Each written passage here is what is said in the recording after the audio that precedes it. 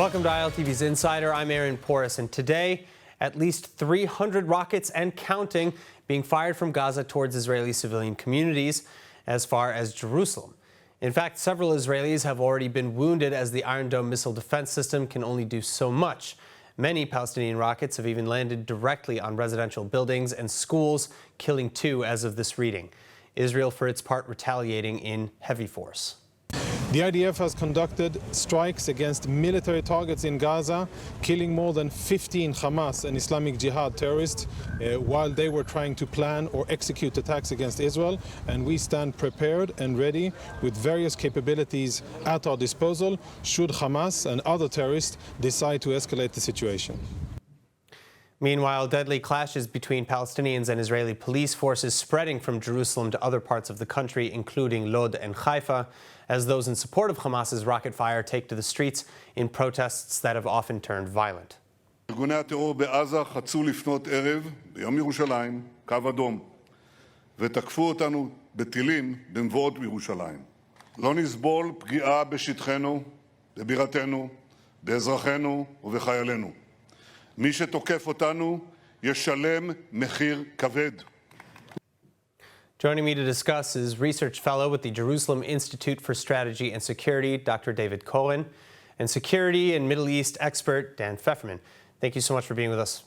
Now, David, I'm actually going to start with you. In addition to working for JISS, you've been advisor to the mayor of Jerusalem on Arab and East Jerusalem affairs, so I'm hoping that you maybe have some insights into how this all began.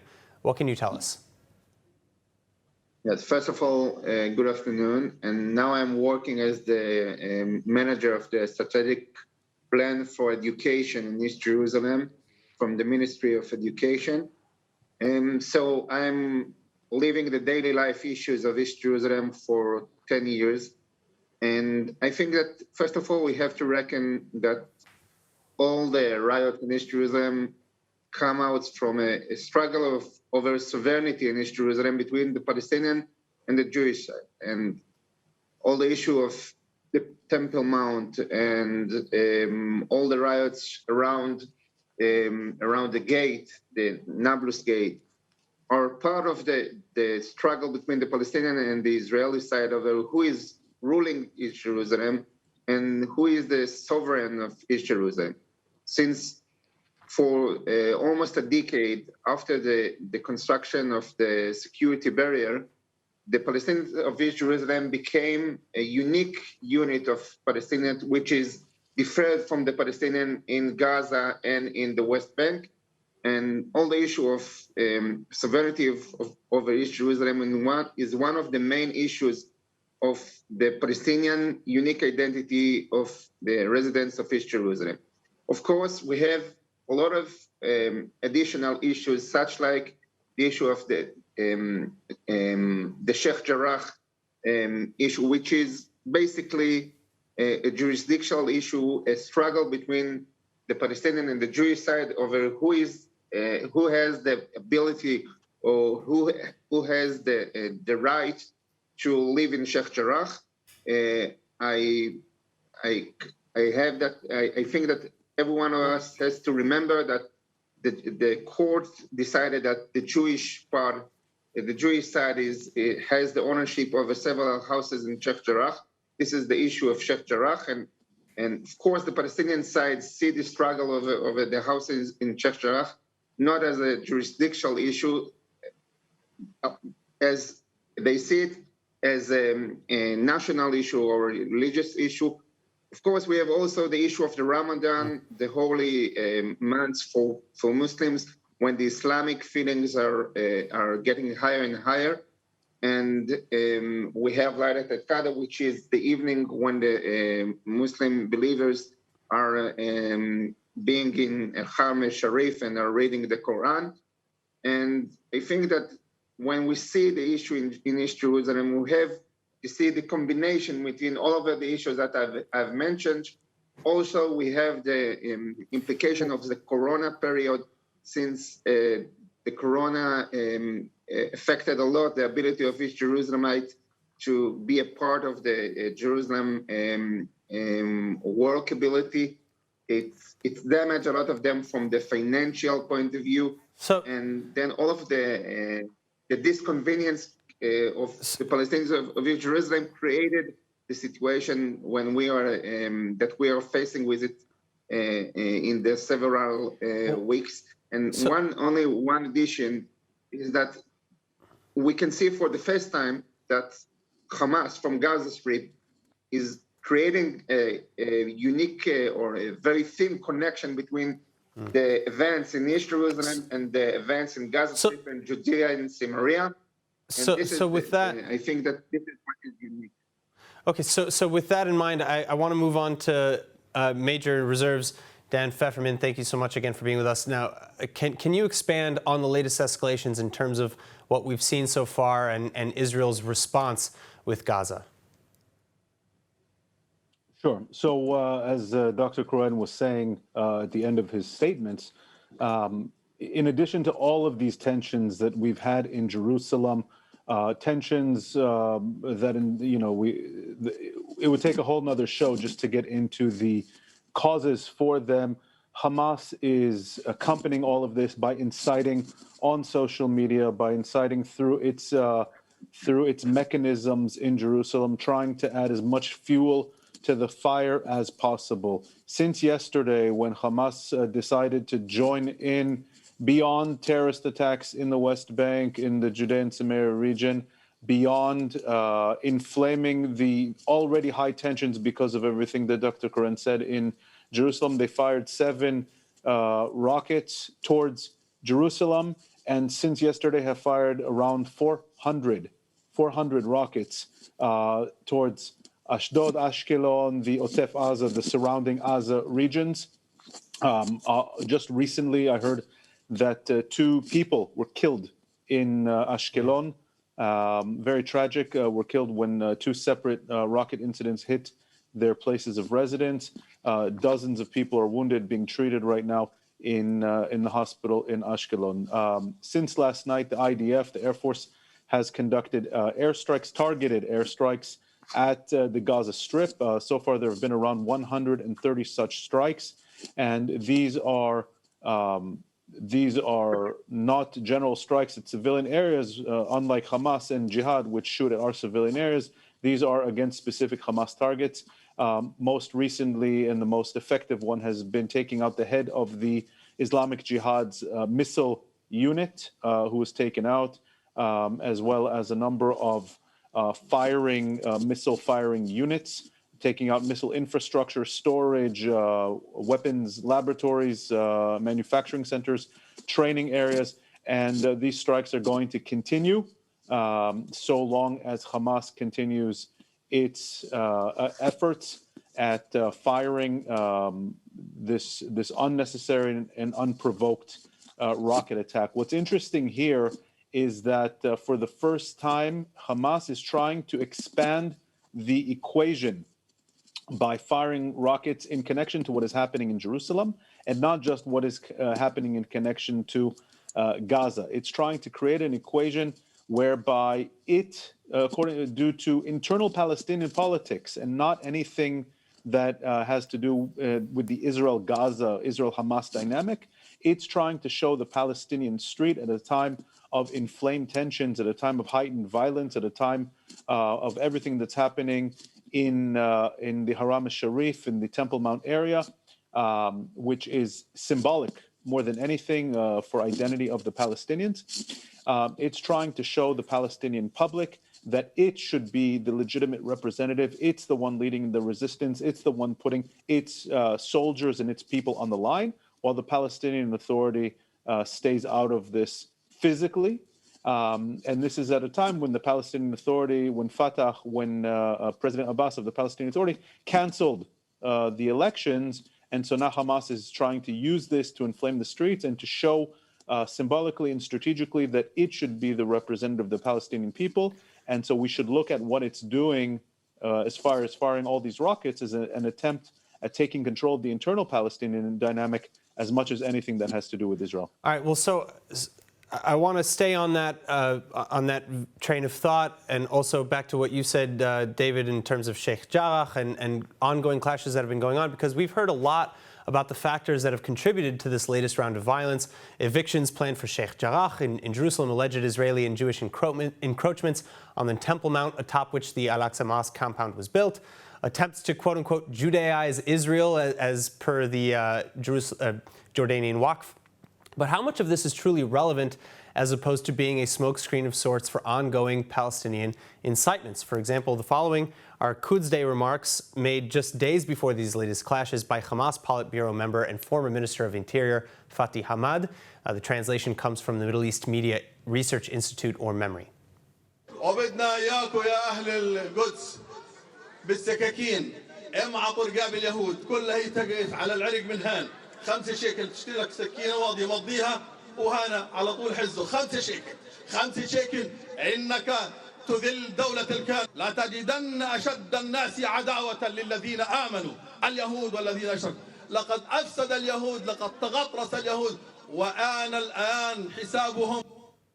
David, I'll come back to you. Are we to ignore comments like this in preference of the narrative that Israeli presence near the Temple Mount is to blame? First of all, we shouldn't ignore any kind of incitement from any actor. This is I think that the main difference between the events that we are seeing in the last weeks in East Jerusalem and the terror attack which was called by the Palestinian the Intifada al-Sakakin, which means the terror attacks with knives 5 years ago. I think that the main difference is that 5 years ago, we didn't see any kind of guidance from Hamas or Fatah. It was mainly a guy or a woman who decided by himself to take a knife and to attack Jews. I think that what we are seeing now is a very clarified guidance of Hamas to all of over the events in East Jerusalem. And I think that the main reason is connected to what Dan has crystallized very carefully, the issue of the postpone of the elections. When Abu Mazen decided to postpone the elections, the reason that he mentioned, it's not necessarily the true reason, but he mentioned the issue that Israel do not agree to conduct the elections in East Jerusalem.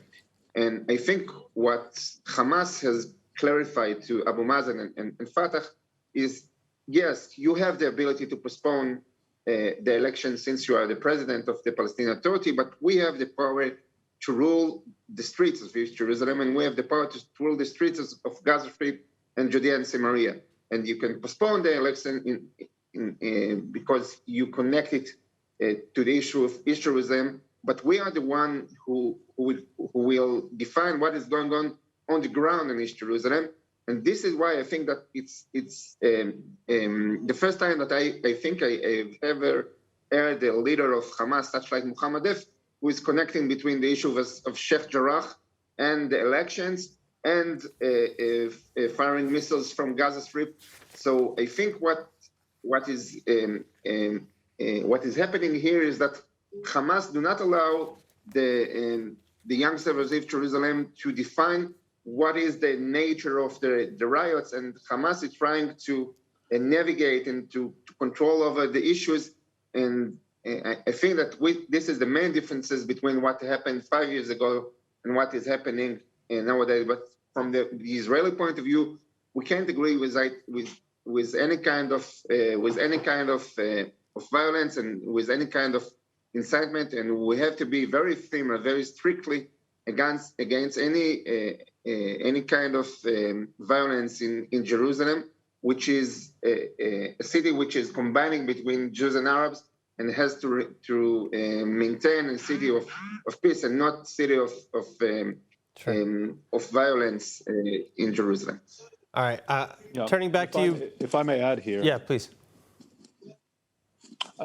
First of all, if the Hamas leader who spoke knows where to get knives for 5 shekels, I'd be happy to go shopping there because I'm paying a lot more for that. I think there's 2 dynamics at play here that we need to pay attention to. And one is that Hamas is looking for any excuse to incite and, like I said earlier, to try to take over the internal Palestinian leadership claim, and that's exactly what it's doing.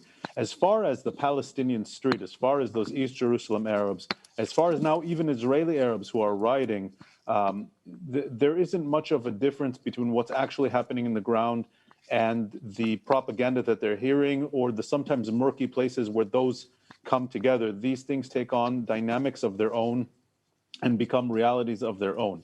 And so while on the one hand, we have to work to limit Hamas, both in its propaganda, both in its funding of anything outside of the Gaza Strip, and of course its military activity in the Strip. And here the Arab world can be incredibly useful because they are, for the most part, just as threatened by Hamas. I don't want to say as threatened by Hamas as we are, because they're not getting rockets on their civilians, but they are threatened by the Muslim Brotherhood and by extremist elements. Egypt and Qatar are already calling to restrain Hamas. And I think behind the scenes, other Arab countries will be just as keen to do so. We have to work, the Israeli government, the Israeli police has to work calmly and carefully and strategically with the Israeli Arab public and with the Palestinian leadership in East Jerusalem and in Judea and Samaria to try to calm as much as possible. Heavy-handed police tactics we see only inflame the situation, and we have to keep our heads here, work with the traditional religious leaders, work with the traditional tribal leaders, the politicians, perhaps Mansour Abbas, who's trying to take a bigger role in the national scene, and try to calm the tensions and the flames as much as possible while dealing with Hamas, its incitement, inflammation, and of course its rocket fire separately if possible. So you're talking about a lot of on the ground, you could say, what's it called? Like on the ground, personal, low-level interactions to try and bring the tensions down. But speaking again militarily, we have Defense Minister Gantz threatening Gaza, saying that for every day the violence continues, we will set Hamas back by years. What is Israel's ultimate goal? Is it to return to a status quo, or is it to make gains? And if it's to make gains, how are they planning to do that? Hamas is one thing. Israeli Arabs and East Jerusalem Arabs are a whole other thing, and they must be dealt with in separate ways. Hamas must be dealt with first and foremost militarily. It's trying to create a new equation in which it will fire rockets over events happening in Jerusalem. The West Bank, from its perspective, those need to be handled by Ramallah, and it's trying to take over. It's trying to create a new equation. It's trying to take over the escalation dominance, to show that it's the one that sets the agenda of when there's military escalation and when there is peace. And in doing so, this is a message more to the Palestinian street than it is to Israel, but there's also a strategic communication here with Israel. We cannot allow that to happen. And so Defense Secretary Gantz's points are that Hamas must be dealt with a strong hand. Hamas thinks, and Jihad working with it, that it can suffer whatever this cost is, that we're ahead of trying to put together a shaky political coalition. And so we're not going to be going to any kind of escalation, military escalation right now, that Netanyahu is going to try to calm things down as much as possible. And so it's trying to get away with with setting a new equation whereby Hamas sets the military tone. It sets the equation. It's going to react when there's tensions in Jerusalem. We can't let that happen.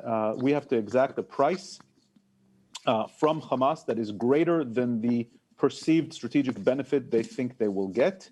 And the more airstrikes, pinpoint airstrikes, taking out military infrastructure, taking out Hamas military leadership, as we've already started doing, to show that the price that they will pay will far outweigh any benefit they think they will get. They're not the ones who get to decide when escalations begin or end. It is only Israel and the IDF that gets to decide such escalations. So David, a similar question. What's being done in Jerusalem and within Israel to squash or to move past a lot of the conflicts that are going on, especially between Israel and East Jerusalem Palestinians and Israel and Israeli Arabs? Yes, I think we have to differ between what is going on around Alaska Mosque and what is going on the streets, which means I think that Palestinians of East Jerusalem differ between the issue of Al-Aqsa Mosque and the city of themselves, so the defenders of the Al-Aqsa Mosque. And whenever they reckon any kind of a change in the status quo of Al-Aqsa Mosque, the flames go on. And I think that when the flames will go down, and as I reckon in several days, the Jerusalemites, Jews and Arabs together will have to once again rethink how to create a better cooperation on the streets of Jerusalem, since Jews and Arabs are walking side by side in hospitals in Jerusalem, in the street of Jerusalem, and what I have seen is a growing number of Palestinians of Jerusalem who are learning the Israeli curriculum and not the Palestinian curriculum, who are learning Hebrew in order to be a part of the Jerusalemite civilization. And I think that when we see things in Jerusalem in a more broader perspective, we have an eternal struggle between the Palestinians who are claiming that they have to be a part of Jerusalem in some kind of cooperation with the Jews, and the more nationalistic and Islamic actors, which are taking the Jerusalemite Palestinians to a struggle with the Jews in Jerusalem. And I think that when you look inside the Palestinian neighborhoods of East Jerusalem, you can see a struggle between these both actors, the ones who are going to some kind of a more pragmatic way of life, and the ones who are going to a more ideological way of life. And many times we can see an internal struggle between the various actors inside the neighborhoods of East Jerusalem, such like Tubayer and Bet Hanina and the other neighborhoods. All right. Well, with that, unfortunately, I have to end it. But thank you again, Dr. David Koren and Reserves Major Dan Feferman, for joining us. I'm Aaron Porras, and please tune in next time on Insider for more on everything Israel. If there's a topic that you would like us to cover, let us know about it in the comment sections online. And finally, for more news from Israel, follow ILTV on Facebook and on Instagram, and subscribe to our YouTube and ILTV.tv channels.